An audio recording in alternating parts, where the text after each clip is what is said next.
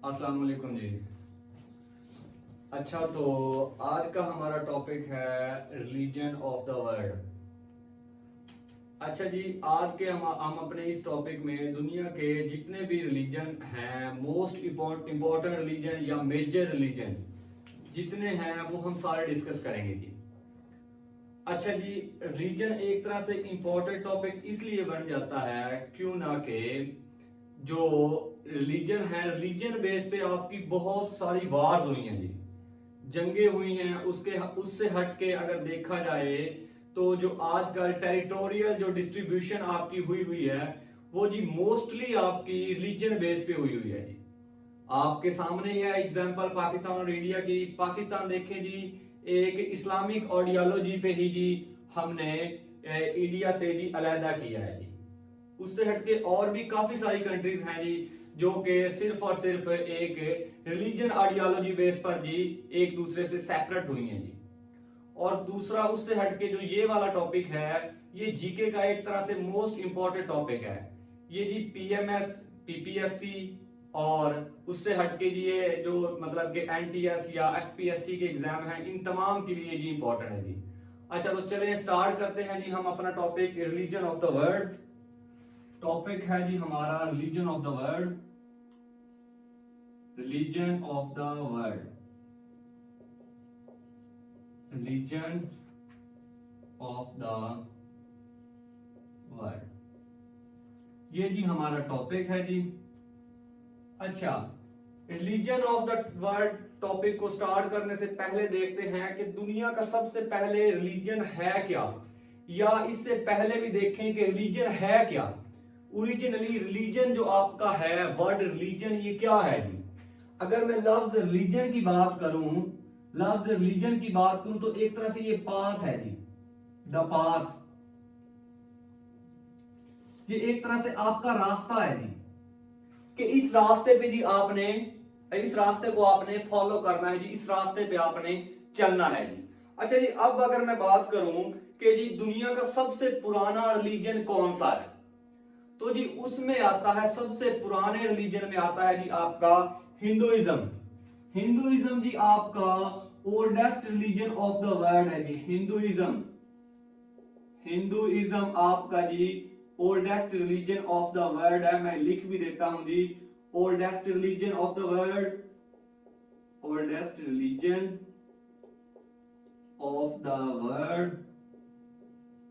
और जी अच्छा जी, ये हिंदुइज्म बेस किस पे करता है जी। हिंदुइज्म रिलीजन जो है आपका, ये किस पे बेस करता है जी। ये जी सबसे पहले बेस करता है जी रीइंक्रानेशन पे जी। रीइंक्रानेशन, बेस्ड ऑन, ये जी बेस्ड किस पे करता है जी, बेस्ड ऑन रीइंक्रानेशन। रीइंक्रानेशन मतलब के रीबर्थ पे, रीबर्थ। हिंदुइज्म के अकॉर्डिंग इंसान का जी सात, इंसान के जी हर इंसान के 7 जन्म होते हैं जी। एक इंसान उस वक्त तक पैदा होता रहेगा जब तक वो गुड डीड्स ना हासिल कर ले। गुड डीड से मुराद के जब तक वो अच्छा ना बन जाए, जब तक वो कंप्लीट अच्छा ना बन जाए, तब तक वो जी पैदा होता रहेगा जी। अच्छा जी, कभी किसी शक्ल में तो कभी किसी शक्ल में जी। अच्छा, दूसरी जी इनकी थ्योरी जो है जी, इनकी थ्योरी जो है ना वो है जी पैंथीइज्म। थ्योरी इनकी है जी पैंथीइज्म, पैंथीइज्म इनकी थ्योरी है जी पैंथीइज्म। पैंथीइज्म मुराद से है जी एवरीथिंग इज गॉड। ये जी अगर आप मूवीज भी देखें हिंदू की, तो ये हर चीज की पूजा कर रहे होते हैं। ये देखें जी गाय की पूजा कर रहे होते हैं, उसके बाद ये गाय के पेशाब को भी जी मतलब उसको भी ये पाक समझते हैं, उससे हटके ये आग की पूजा कर रहे होते हैं जी। मतलब कि ये मतलब कि हर चीज, एवरीथिंग इज गॉड।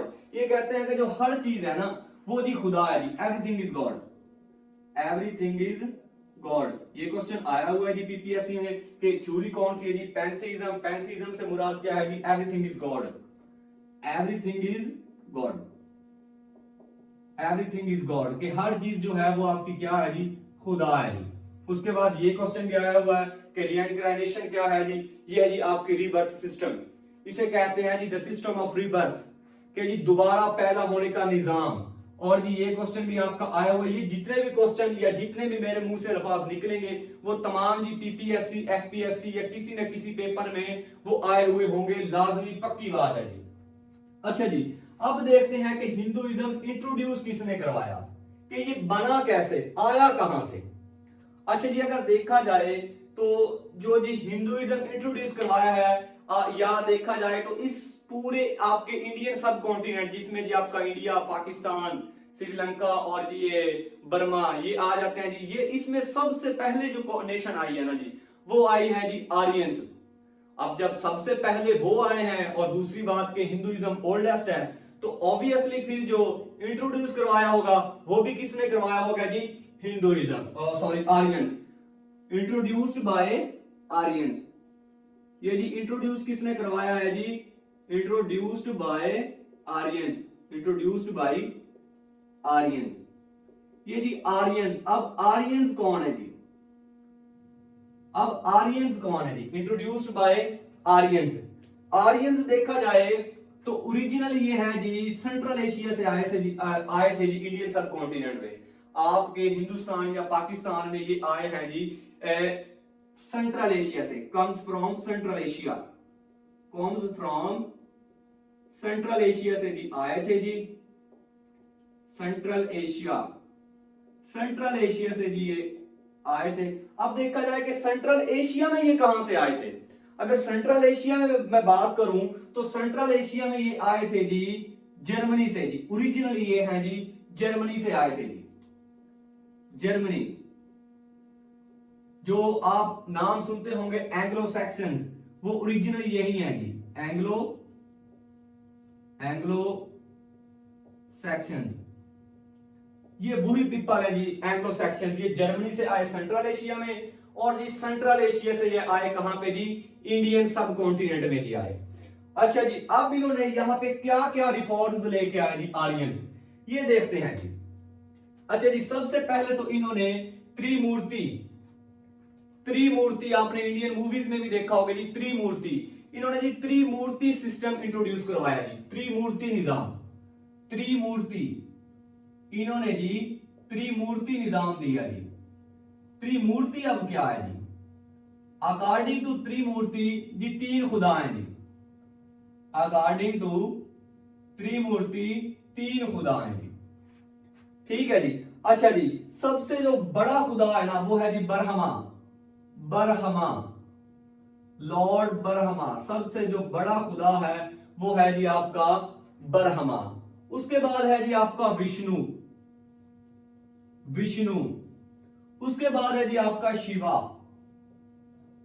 शिवा। ये है जी त्रिमूर्ति निजाम इनका, आर्यंस ने त्रिमूर्ति निजाम दिया जी। अब बरहमा जो है ये है जी आपका creator of universe, creature of universe. ये जी मतलब कि इस कायनात को बनाने वाला जो है ना जी वो है जी Brahma, creature of, creature of world, creature of the world, ये है जी दुनिया को बनाने वाला। अब जी अगर मैं शिवा की बात करूं तो शिवा है जी इस दुनिया को डिस्ट्रॉय करने वाला।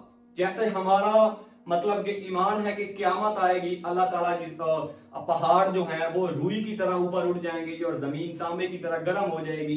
इसी तरह जो हिंदू मिथोलॉजी है उसमें यकीन ये है कि जो ये क़यामत आएगी ना, ये दुनिया डिस्ट्रॉय होगी, वो करेगा जी शिवा। या इससे हटके ये है कि अगर इस दुनिया में कोई बुरा काम करता है, अगर कोई किसी मासूम पे कोई जुल्म करता है तो उस मासूम का बदला ये शिवा लेता है जी। उस मासूम का बदला उस जालिम इंसान से कौन लेता है जी, शिवा। इसी वजह से इसे कहते हैं जी द डिस्ट्रॉयर, द डिस्ट्रॉयर के तबाह करने वाला, द डिस्ट्रॉयर, इसे कहते हैं जी द डिस्ट्रॉयर। उसके बाद है जी विष्णु। अब देखें, अगर कोई तबाह करने वाला है, कोई बनाने वाला है, तो कोई महफूज करने वाला भी खुदा होगा ना। तो इस वजह से जो विष्णु है इसे कहते हैं जी द प्रिजर्वर, हिफाजत वाला खुदा। ये है जी त्रिमूर्ति, द प्रिजर्वर, द प्रिजर्वर, हिफाजत वाला खुदा, प्रिजर्वर, ठीक है जी। ये है जी त्रिमूर्ति सिस्टम जो इन्होंने दिया था जी, त्रिमूर्ति निजाम इसके मुताबिक Brahma creature of the world है, उसके बाद शिवा द डिस्ट्रॉयर है, और जो विष्णु है वो इस दुनिया की हिफाजत करने वाला है जी। अच्छा जी, अब मजीद अगर आर्यंस की मैं बात करूं तो आर्यंस ने क्या किया है जी, इंट्रोड्यूस कास्ट सिस्टम। सबसे पहले इन्होंने इंट्रोड्यूस पंचायत सिस्टम किया जी, इंट्रोड्यूस्ड पंचायत, मैं उर्दू में लिख देता हूं ये पंचायत सिस्टम जी इन्होंने इंट्रोड्यूस करवाया इंडियन सब कॉन्टिनेंट में। एंड मजीद इन्होंने जी कास्ट सिस्टम इंट्रोड्यूस करवाया, इंट्रोड्यूस्ड कास्ट सिस्टम को जी इन्होंने इंट्रोड्यूस करवाया जी। अब कास्ट सिस्टम को इन्होंने कैसे इंट्रोड्यूस करवाया, इन्होंने ऐसे किया कि पीपल को 4 ग्रुप में डिवाइड कर दिया जी।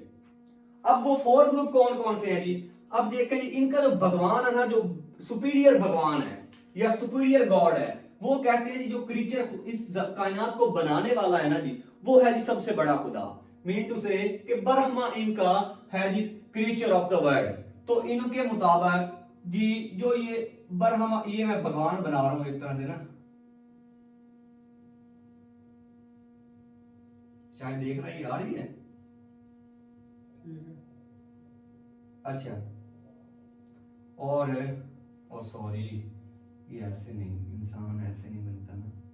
अच्छा, ये आपका इसके जी 2 पांव आ गए, और अच्छा जी ये इसके बाजू बन गया जी। अच्छा जी, तो देखे ये है जी आपका एक तरह से ब्रह्मा इनका भगवान, ये है जी ब्रह्मा का दिमाग, ये है जी उसके बाजू, ये है जी इसका पांव, ये है जी उसकी थाई जिसे पट कहते हैं जी। अब इन चारों पार्ट में से ना जी इन्होंने कहा कि जो भगवान के इन पार्ट्स में से पैदा हुए उन्हें हमने जी 4 पार्ट्स में डिवाइड कर दिया जी। सबसे पहले अगर मैं बात करूं जी, ये है कौन, ये है जी ब्रह्मा, ये आपका है जी ब्रह्मा, इनका ब्रह्मा भगवान, इनका जी ब्रह्मा भगवान। ये है जी दिमाग, इसमें से पैदा हुए हैं जी इनके ब्रह्मन, यहां है जी आपके ब्रह्मन, ये जी दिमाग से पैदा हुए, दिमाग से पैदा हुए, ये ब्रह्मा के दिमाग से पैदा हुए, पहली बात। दूसरी बात, ये जी इनके इंटेलेक्चुअल टीचर हैं जी, मतलब के जो हुकूमत करेंगे, हुकूमत के काम हमेशा किसके पास होंगे जी, ब्रह्मन के पास होंगे। कि जो रूलर होगा, रूलर हमेशा ब्रह्मन होना जरूरी है जी इनके अकॉर्डिंग, इनकी आर्यंस की मैथोलॉजी के अकॉर्डिंग जो रूलर होगा उसका ब्रह्मन होना जरूरी है जी। मीन टू से इंटेलेक्चुअल टीचर, इंटेलेक्चुअल कहते हैं जी रूहानी टीचर को जी, रूहानी उस्ताद, इंटेलेक्चुअल टीचर। अच्छा जी, और यही जी इनके सुपीरियर है जी, ये मतलब के सुपीरियर नेशन है जी इनकी, या सुपीरियर जात है जी इनकी। अच्छा जी, अब देखा जाए तो इनकी लोअर कास्ट कौन सी है, लोअर है जी इनकी कास्ट ये जी जो भगवान के पांव से पैदा हुए हैं, जिन्हें कहते हैं जी शूद्र। ये मैं यहां पे लिख देता हूं जी, शूद्र, ये है जी इनके शूद्र, SHUDAR, ये है जी शूद्र, ये है जी शूद्र, जो कि जी पैदा कहां से हुए जी, पांव से पैदा हुए जी, पांव से पैदा हुए जी। और जी ये अनटचेबल है, मतलब कि इनको किसी ने टच नहीं करना। अगर इस नेशन को, इस जात को बाकी 3 जातों के लोग टच करेंगे तो वो क्या हो जाएंगे जी, नापाक हो जाएंगे जी, वो क्या हो जाएंगे जी, नापाक हो जाएंगे। फिर उन्हें जी गंगा जमुना सरस्वती में नहाना पड़ेगा और उसके बाद वो जाके जी पाक होंगे जी। इस वजह से इन्हें कहते हैं जी अनटचेबल, कि अगर ये किसी को छुएंगे तो वो क्या हो जाएगा जी, नापाक हो जाएगा जी, अनटचेबल। और जी यही आपके लिए सबसे लोअर कास्ट है जी, लोअर कास्ट। अच्छा जी, सुपीरियर भी हो गई, मतलब कि हायर कास्ट भी हो गई, लोअर कास्ट आपकी जी शूद्र हो गई। अच्छा, उसके बाद जी आपके इसमें से पैदा हुए जी वेश, ठीक है जी, इसमें से पैदा हुए जी आपके वेश, वेश पैदा हुए हैं जी इसके, और खश्तरी, खश्तरी सॉरी खश्तरी पैदा हुए जी यहां से पैदा हुए हैं जी आपके खश्तरी, जो कि भगवान के बाजू में से पैदा हुए, ये भी मैं यहां पे लिख देता हूं खश्तरी, खश्तरी, ये तमाम क्वेश्चन पेपर में आए हुए हैं जी खश्तरी। अब खश्तरी कौन है जी? ये जो बाजू से पैदा हुए, बाजू से पैदा हुए, और दूसरा इनका काम क्या था, इनका ये बल्कि ये हमेशा शूदर जो है ना, ये एक तरह से दास है, इन्होंने जी दास निजाम लेके आए थे जी गुलामी का। ये क्या है जी आपके दास या गुलाम या दासी जिसे कहते हैं, ये जी गुलाम थे, इनका ये गुलाम ही रहेंगे जी, ये मतलब कि आगे तरक्की नहीं कर सकते, ये आगे जा ही नहीं सकते, ये दास जी गुलाम है जी। अच्छा खश्तरी, इनका काम क्या था? जैसे कि ये देखें, ये बाजू से पैदा हुए और जी लड़ा किससे जाता है? लड़ा बाजू से जाता है, इस वजह से ये थे जी वॉरियर, वॉरियर थे जी। मतलब कि इनका काम क्या था जी? लड़ना, इनका काम लड़ना, मतलब कि जो आर्मी का इनकी लड़ा, आर्मी का कमांडर होगा वो हमेशा किस जात में से होगा? खश्तरी जात में से होगा जी। अच्छा उसके बाद देखा जाए तो इनकी थाई में से भी पैदा हुए हैं, ये पट, थाई मतलब पट, यहां से पैदा हुए हैं जी वेश, वेश पैदा हुए हैं जी, वेश, वेश। अच्छा जी वेश। अब अगर वेश की बात करूं तो ये जी थाई से पैदा हुए, थाई से पैदा हुए, और दूसरा थाई से पैदा, इनका काम क्या था जी? इनका वर्क था जी ट्रेड, ट्रेड करना जी, ये क्वेश्चन आया हुआ है जी। वेश का काम क्या है जी? ट्रेड, ट्रेड, इनका वेश का काम क्या है जी? ट्रेड, क्यों ना कि ये टांगों से पैदा हुए थे ना, थाई से पैदा हुए थे, इसलिए इनका काम भी क्या था जी? ट्रेड करना, ट्रेड के लिए चलना जी, मतलब कि तिजारत के लिए चलना, ये तिजारत करते थे। अच्छा ये हो गया जी आर्यंस का कास्ट सिस्टम, ये हो गया इनका पंचायत सिस्टम, ये हो गई जी इनकी त्रिमूर्ति, मतलब कि तीन खुदा, जो इनके तीन भगवान है। अब जी आर्यंस ने क्या किया है कि आर्यंस ने ना जी बुक्स भी लिखी हैं जी। आर्यंस ने, जब आर्यंस यहां पे आए, जैसे हमारी 4 इल्हामी बुक्स हैं, ऐसे ही आर्यंस ने भी जी इनकी सेक्रेड बुक्स लिखी हैं जी। हमारी तो मतलब कि बुक्स ऊपर से नाजिल हुई है ना, लेकिन जो इन्होंने इनकी जो बुक्स हैं इन्होंने लिखी अपने हाथों से है, लेकिन कहते क्या है कि ये भी जी सेक्रेड बुक्स है जी, हमारी इल्हामी बुक्स हैं जी। तो मैं ये मिटा के यहां पे इनकी लिख देता हूं जी सेक्रेड बुक्स,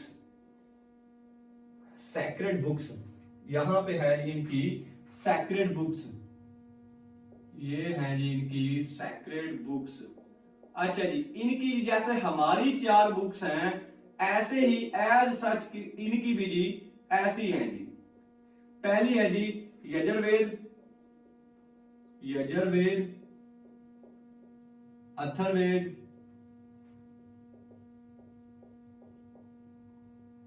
यजुर्वेद, अथर्ववेद, सामवेद, सामवेद, और चौथी है जी ऋग्वेद। ये है जी इनकी 4 बुक्स, सेक्रेड बुक्स हैं जो ये लिखी किसने है जी? आर्यंस ने लिखी है जी।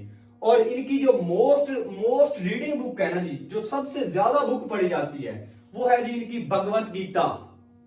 इनकी मोस्ट सेक्रेड बुक है जी भगवत गीता, जो कि व्यासु ने लिखी थी जी।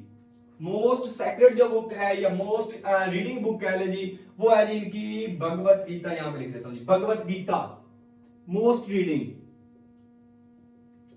मोस्ट रीडिंग, मोस्ट रीडिंग जो बुक है जी इनकी, वो है जी इनकी भगवत गीता, भगवत गीता। ये जी सबसे ज्यादा इंडिया में पढ़ी जाती है जी, इंडिया में सबसे ज्यादा ये बुक पढ़ी जाती है भगवत गीता। इसका राइटर कौन है जी? राइटर है जी इसका व्यासु, व्यासु, ठीक है जी। अच्छा जी, जैसे अब हमारे कुरान मतलब के कंपेयर तो हम नहीं कर सकते कुरान मजीद के साथ, किसी किताब की कंपेयरिंग बनती नहीं है, लेकिन आपको एक मिसाल के लिए मैं समझा रहा हूं। जैसे कुरान मजीद के चैप्टर और वर्सेस हैं, इसी तरह इन्होंने भी जी चैप्टर और वर्सेस आयात बनाई हुई हैं जी। इनके उसके अकॉर्डिंग जी इसकी है जी वर्सेस हैं इसकी आयात जैसे कह लें जी, वो है जी इनकी 700 और चैप्टर हैं जी इनके 18। चैप्टर हैं जी इनके 18। ये है जी Bhagavad Gita most reading in India. अच्छा जी, उसके बाद अगर इनकी मैं पॉपुलेशन की बात करूं, अगर हिंदुइज्म की मैं पॉपुलेशन की बात करूं तो वो है जी इनकी 1.2 बिलियन। और जी सबसे ज्यादा जो है वो कहां पे है जी, इंडिया में 1.2 बिलियन पॉपुलेशन। यहां पे लिखते हैं जी पॉपुलेशन, पॉपुलेशन इनकी है जी 1.2 बिलियन जी, mostly in India, mostly in India. अब क्वेश्चन पीपीएससी में एक आता है कि हिंदुइज्म स्टेट कौन सी है जी, वर्ड हिंदुइज्म स्टेट कौन सी है जी, कि दुनिया की हिंदू मत की स्टेट कौन सी है जी। अब इंडिया देखा जाए तो 1.2 बिलियन इसकी आबादी है जी हिंदुइज्म की, लेकिन फिर भी इंडिया एक हिंदू मत मुल्क नहीं है जी। क्यों ना कि यहाँ पे हमारे पाकिस्तान से ज्यादा मुस्लिम है जी। ऑलमोस्ट अगर मैं मतलब के जो इनका सेंसिस हुआ है जी 2020 में, इनकी मर्दमशुमारी हुई है, मोदी साहब ने करवाई है, उसके अकॉर्डिंग अगर मैं देखूं तो जो हिंदू मुसलमानों की जो आबादी है पाकिस्तान इंडिया में, वो है जी ऑलमोस्ट 30 करोड़। 30 करोड़ आबादी जो है वहां पे जी मुसलमानों की जी है जी। देखा जाए तो पाकिस्तान से वो ज्यादा है जी, इसलिए इंडिया क्या है जी, हिंदुइज्म स्टेट नहीं है। नेपाल आपकी हिंदुइज्म स्टेट है जी आपकी वर्ल्ड में, वो है जी नेपाल।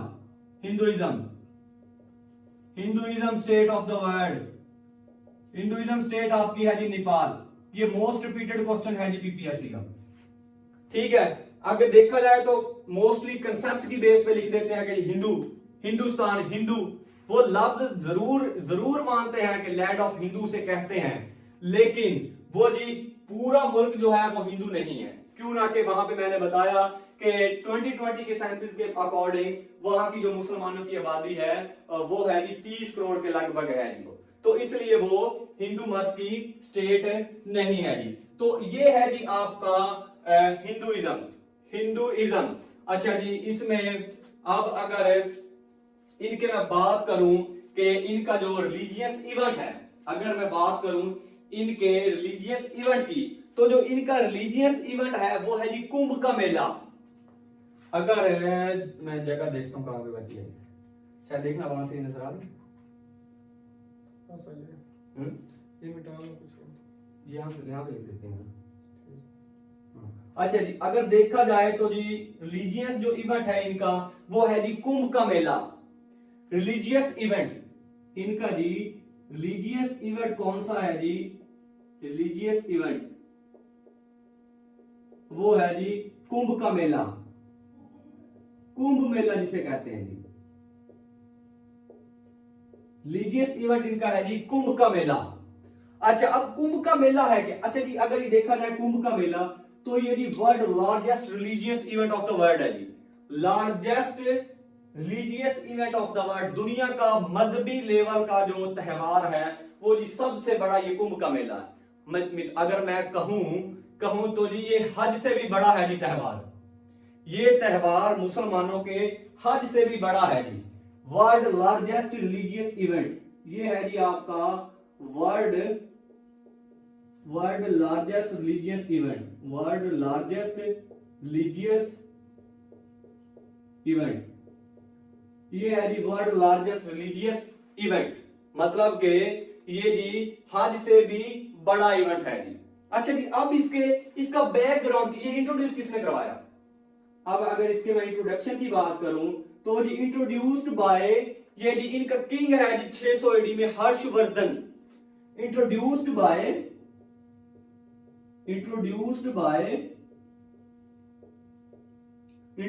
बाय हर्षवर्धन। ये जगह नजर आ रही है, देखें। हाँ,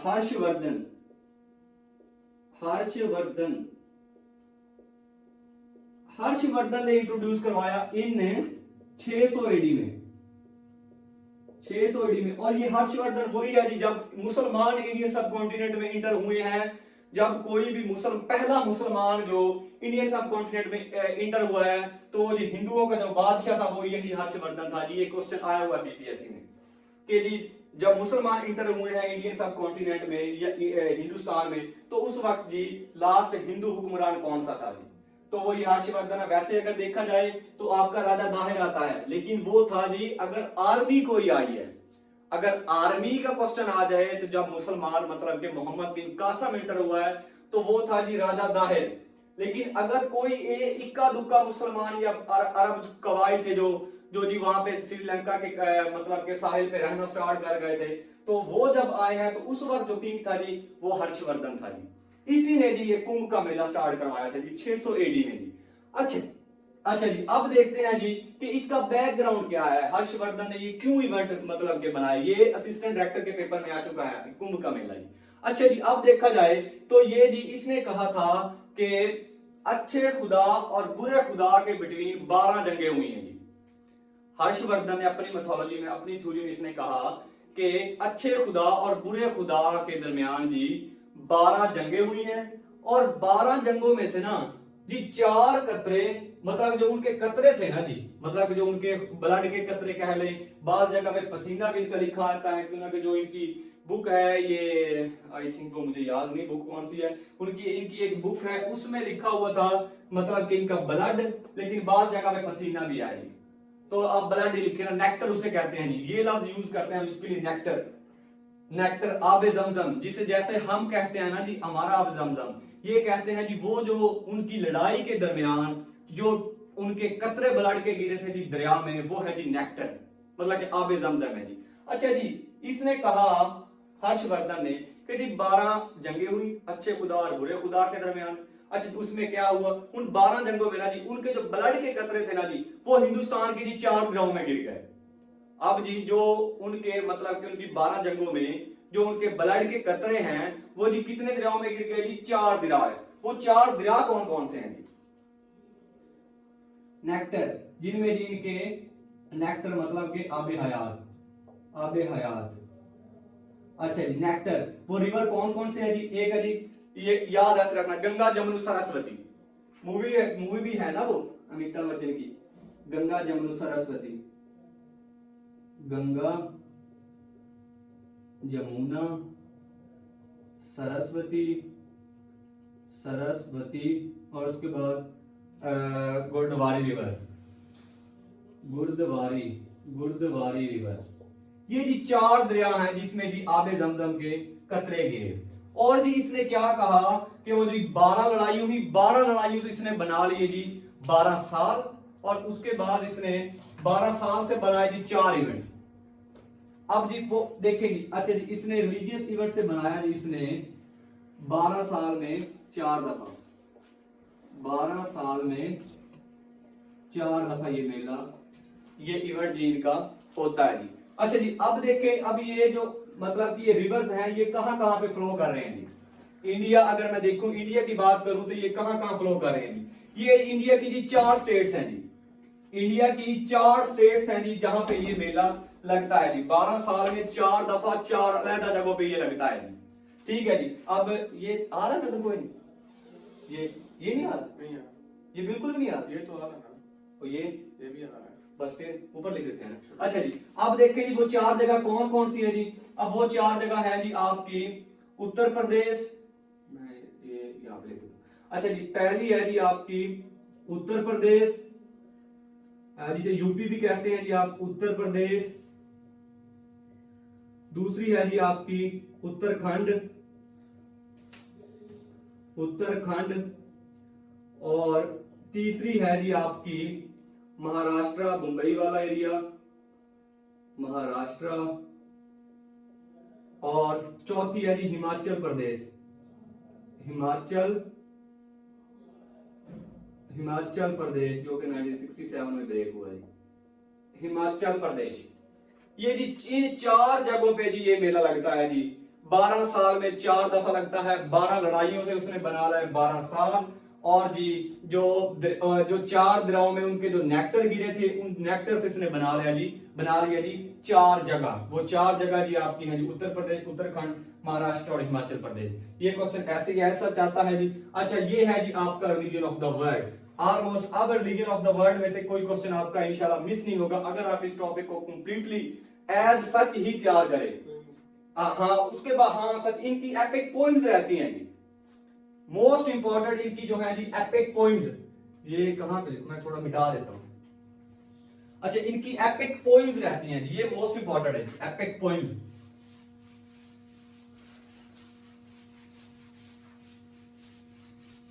एपिक पोइम्स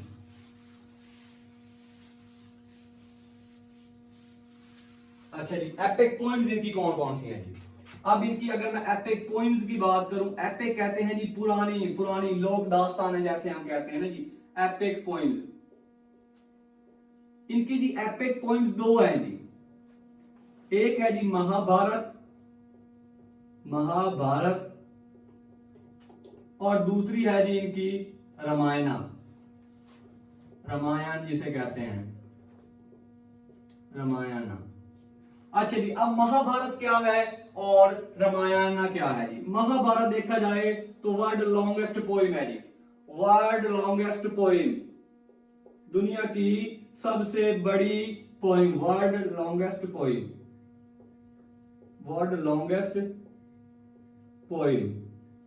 अच्छा जी इसमें है क्या, इसमें जी शिवा और पार्वती की कहानी है जी, शिवा और पार्वती, शिवा और पार्वती। ये क्वेश्चन रिसेंटली आया है जी, शिवा एंड पार्वती कि इनका रिलेशन आपस में क्या है, शिवा और पार्वती का आपस में रिलेशन क्या है, या ऐसे आई थिंक आया था कि शिवा की बीवी का नाम क्या है जी, वो है जी पार्वती, शिवा एंड पार्वती। इसका किस्सा है जी, इसमें असल में ये राजपूतों और पांडवों के बिटवीन जंग होती है जी। ये शिवा और पार्वती जो ये महाभारत है ये पांडवों और राजपूतों के बिटवीन जी ये जंग होती है जी। अच्छा जी उसके बाद आप देखा जाए जी रामायण, ये रामायण क्या है जी, ये जी ट्वाइस ऑफ बाइबल भी इसे कहते हैं जी, twice of Bible, twice of Bible इसे कहते हैं जी। अच्छा जी अब इसमें है क्या, रामायण ओरिजिनली है क्या, ये देखा जाए तो इसमें जी हुआ ऐसे था कि जी एक कपल बड़ा मशहूर था जी, राम और सीता, राम और सीता, सीता बीवी थी जी राम की, और ये इतनी खूबसूरत थी कि इसके आसपास जितनी स्टेट्स थी या जितनी हुकूमतें थी उन सब में जी इसके एक तरह से चर्चे थे जी, सीता की खूबसूरती के एक तरह से जी चर्चे थे।